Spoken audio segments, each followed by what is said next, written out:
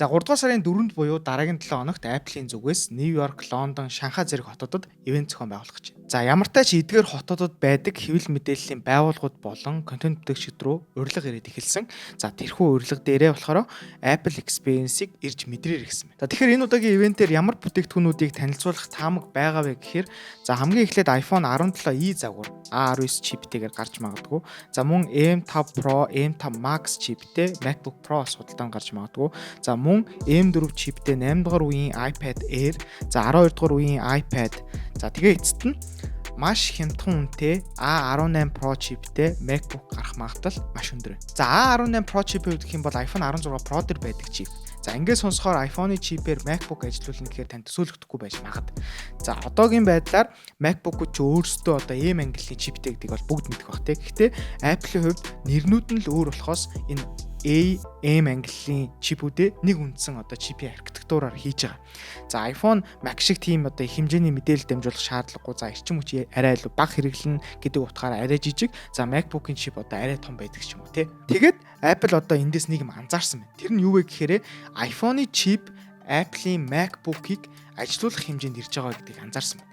За тэгээд бас энэ нь Apple-ийн нэг том зүрхэнд нь байдаг одоо зорилготой нийцж байгаа. Тэр нь хямд компьютерийн зах зээл. За бидний мэдхээр бол Apple бол ухаалаг гар утсын зах зээл дээр бол хүчтэй. За хоёрт үнэтэй хүчтэй лаптопын зах зээлийн хувьд болохоор том тоглогч. Харин хямд компьютерийн зах зээлийн хувьд болохоор үгүй. За энэ зах зээл дээр болохоор Google Chromebook гэдэг бүтээгдэхүүнээрээ эзэгж байгаа. Тэгээ энэ зах зээлийг жоохон дэлгэрүүлээд ярих юм бол ихэнх хэрэглэгчид нь өөрөө ерөнхий боловсролын сургуулийн сурагчид. За тэгээ бага саг оюутнууд нэмэгдэн мөн зарим ажлын байран дээр ашиглагддаг. За тэгэхээр ирээдүйн хэрэглэгчид нь 10 жилээсээ эхлээд Chromebook хэрэглээд дахиж хизээч Apple-ийн экосистемд орж ирэхгүйгээр алтаад байгаа.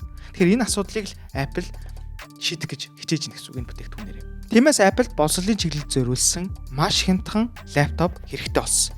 За тэгээ энэ лаптоп дээр Word, Excel, browser гэдэгтэй бол одоо анхан шатны ажлын болон хичээлийн хэрэгцээний зүйлс хийхэд ямар ч асуудалгүй. Харин видео эдитинг хийх ч юм уу те мэргэжлийн софтверүүд дээр ажилладаг хүмүүст бол ягаад ч тохиромжгүй ийм бүтээгдэхүүн гэсэн үг. За таандар болтгүй зөвхөн Type-C-гээр цэнэглэн өнгөний хувьд одоо ивентийн логог таад харсан бол ивентийн логон дээр байсан шиг тийм шар ногоон гэдэг урд өмнө байгаагүйгээрээ хэмжээний олон өнгөний сонголттой ийм MacBook худалдаанд гарна гэж таамаглаж байна. Мэдээж Apple-ийн хувьд iPhone-ы чипээр MacBook ажиллуулж байна гэдэг нь өөрөө маш том PR.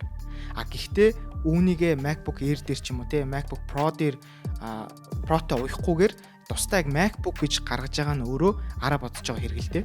Тэгээд одоо эх 7 хоногт болох гэж байгаа ивентийн хамгийн олон анхаарал татж байгаа бүтээгдэхүүн бол энэ байна. Тэгээд үүн дээр та бүхэн бас ямар сэтгэлтэй байна? Комент сэвчээрэй. Тэгээд энэ удаагийн контент хамт байсан баярлалаа. Subscribe тавих хэрэгтэй мартаа.